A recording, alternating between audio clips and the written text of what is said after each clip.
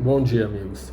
Eu inicio hoje um canal de história e literatura, análise comparativa, sabe? É uma abordagem da história a partir de obras da literatura, especialmente nacional.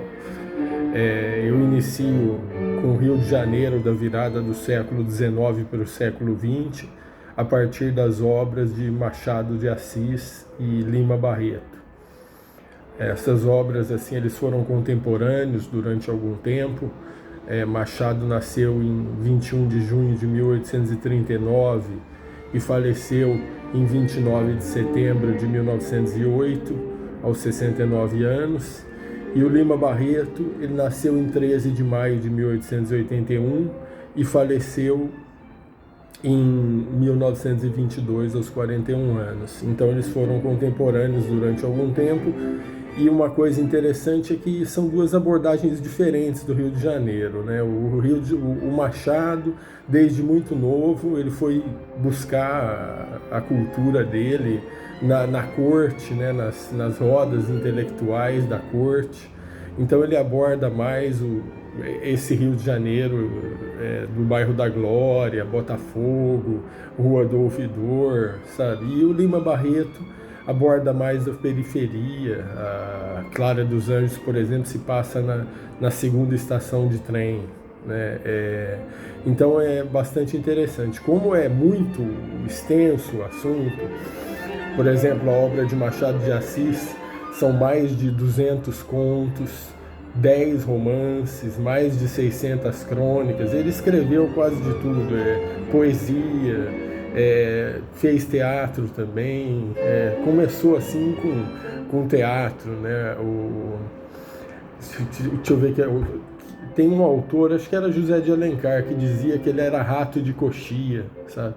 A primeira experiência dele, uma das primeiras experiências foi um folheto para uma ópera, né? Que ele escreveu o libreto, Pipelê. Então tudo isso está retratado nos romances, nos contos, dá um panorama muito bom da nossa história. Por exemplo, Casa Velha, um dos contos, mostra uma dessas casas descritas, né, por Gilberto Freire, casa grande, sem adornos, e com duas entradas, uma de serviço, para carro de boi, para as pessoas que trabalhavam na casa, outra para as pessoas da casa, e ainda uma terceira oposta, um caminho que levava a uma capela, onde as pessoas da região iam assistir às missas, né, aos domingos. Então é bem interessante.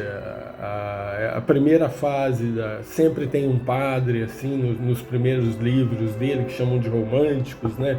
Que é Yaya Garcia. Ele começou com Ressurreição, Yaya Garcia, Helena e A Mão e a Luva.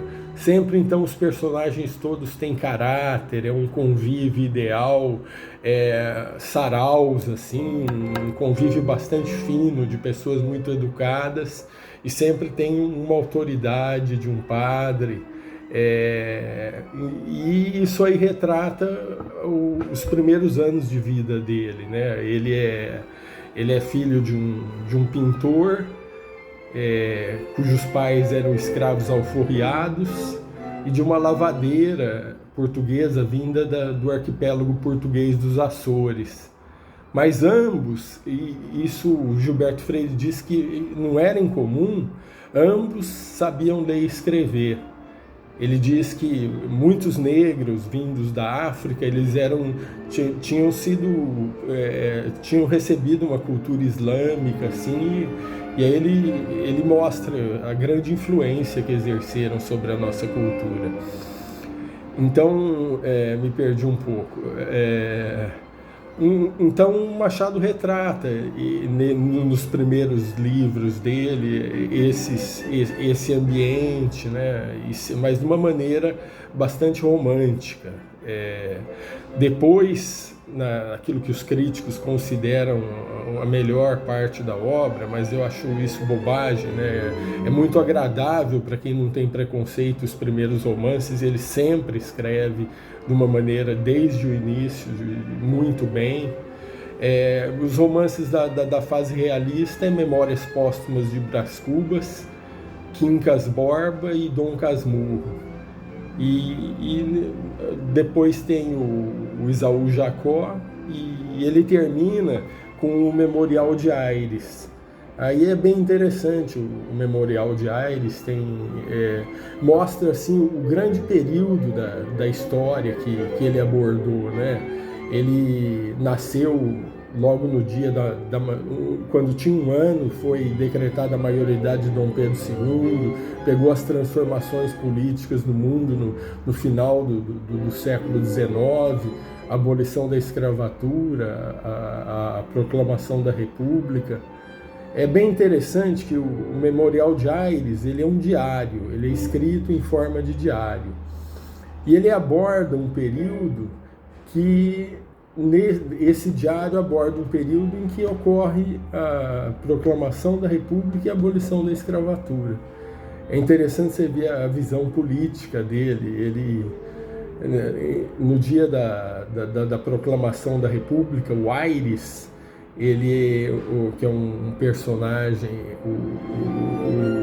importante desse livro, um amigo dele procura ele chateado, assim, porque ele tinha uma padaria que chamava Império.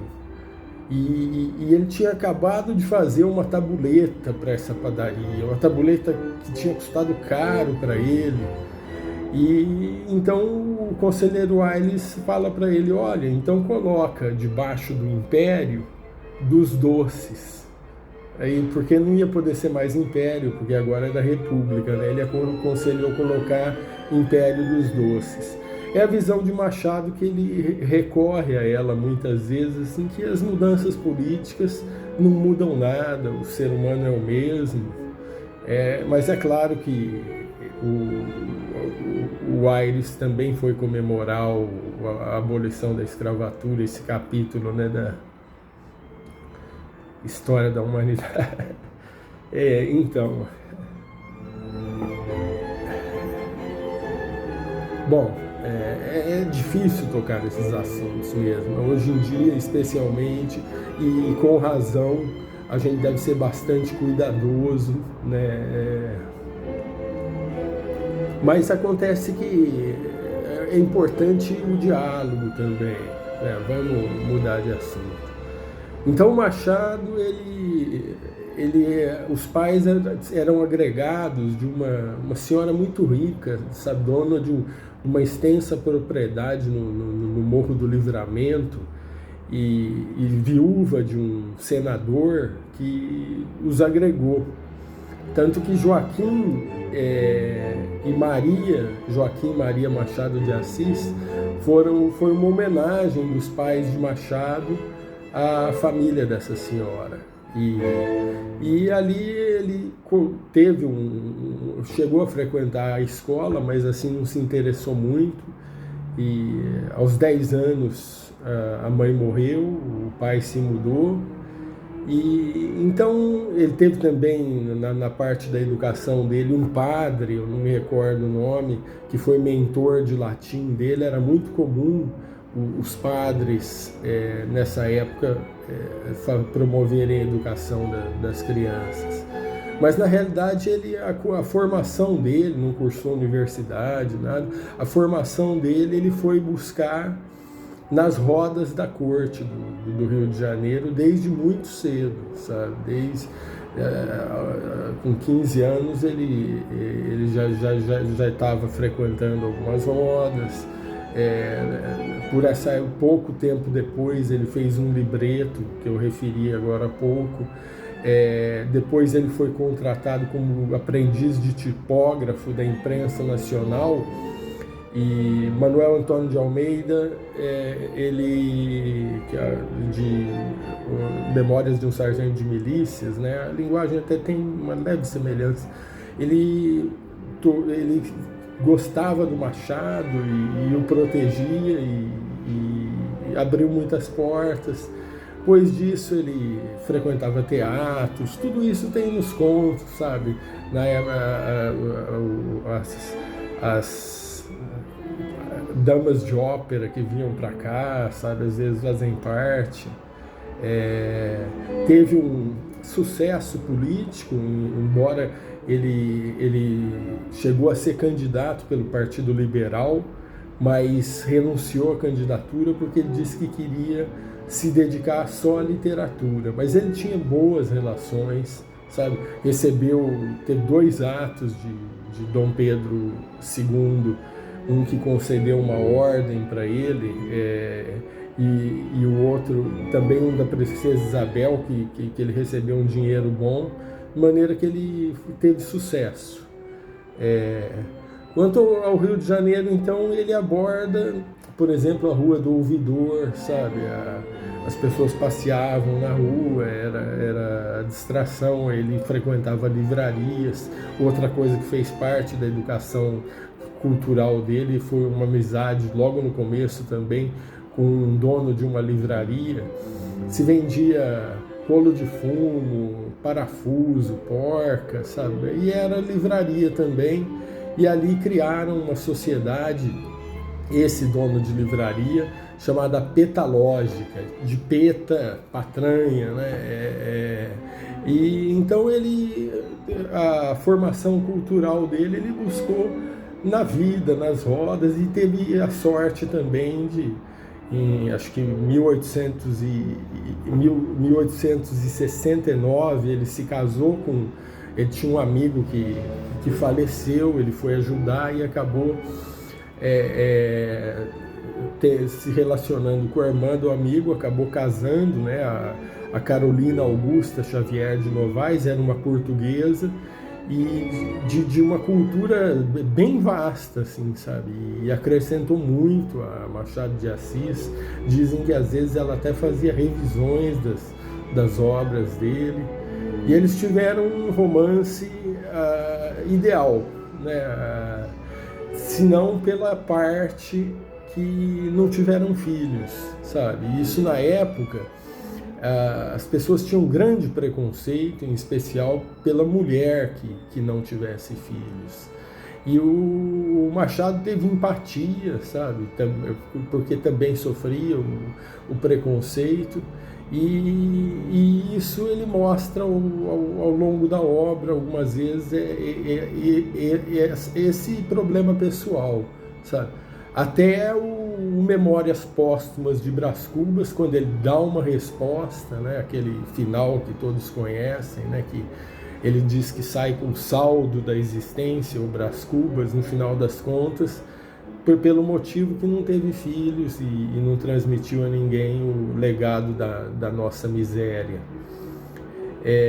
Mais tarde, no Memorial de Aires, ele já não está tão incisivo, ele já está tranquilo, e tem um casal que adota um cachorrinho também, que não tem filhos.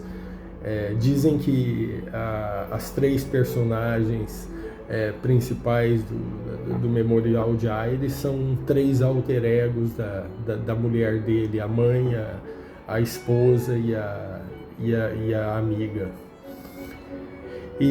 Então é isso, eu acho que é possível uma abordagem bem extensa da obra a partir da obra de Machado de Assis. Eu estou fazendo uma apresentação inicial e vamos tratar de vários assuntos. Ele escreveu muito em folhetins, periódicos, que é comum na história da literatura. Muitos grandes livros, eles foram publicados semanalmente, em capítulos semanais, tudo. Então, grande parte da obra de Machado de Assis foi escrita dessa maneira. Com relação ele é uma pessoa assim conservadora, né? A personagem de Dom Casmurro, ele tradicionalista nesse sentido, né? A personagem de Dom Casmurro, ela tem a ideia de fazer uma casa reproduzir exatamente o que tinha sido a casa dele da infância, sabe, com os mesmos quadros, tudo isso. Então ele tem esse perfil, sabe.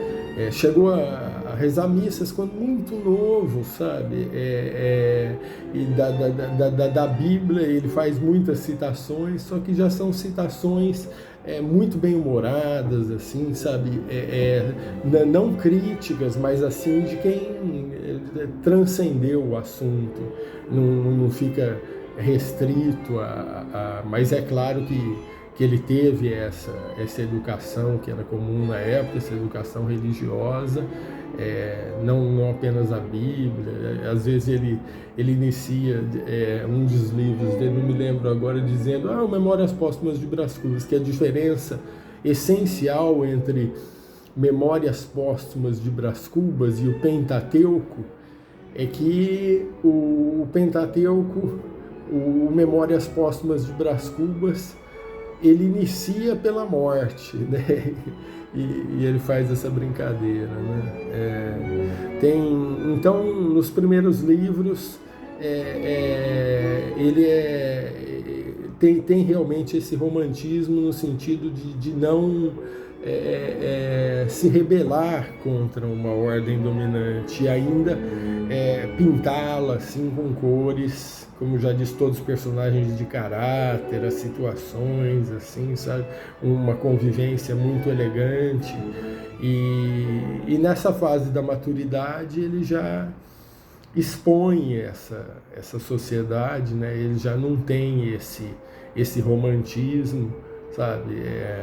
O Memórias Póstumas de Brás Cubas mostra um romance extraconjugal, tudo isso, é mais incisivo, mais uma ironia mais incisiva, né, nesses livros. Interessante que no final da vida, no Memorial de Aires, ele volta para esse sonho de mocidade, de um convívio social harmonioso, um relacionamento entre as pessoas ideal e de um nível cultural muito, muito alto. Ele é um dos grandes, já considerado por muitos, né? Harold Bloom, por exemplo, o considera o maior escritor negro de todos os tempos. Ele tem traduções no mundo todo e ele pode ser colocado ao lado dos grandes gênios da literatura. Na língua do Brasil, ele representa o que Dante representa para a Itália, o que Cervantes representa para a Espanha, o que Camões representa para Portugal, e o que Shakespeare representa para a Inglaterra. Ele realmente... A criação da Academia Brasileira de Letras não é como pensa um ato dele, né? Ele era um grupo de intelectuais de uma revista que o convidou para participar ele já tinha tido essa ideia da criação da Academia Brasileira de Letras, a semelhança da Academia Francesa de Letras, e o convida para participar, e ele é eleito presidente unânime da academia.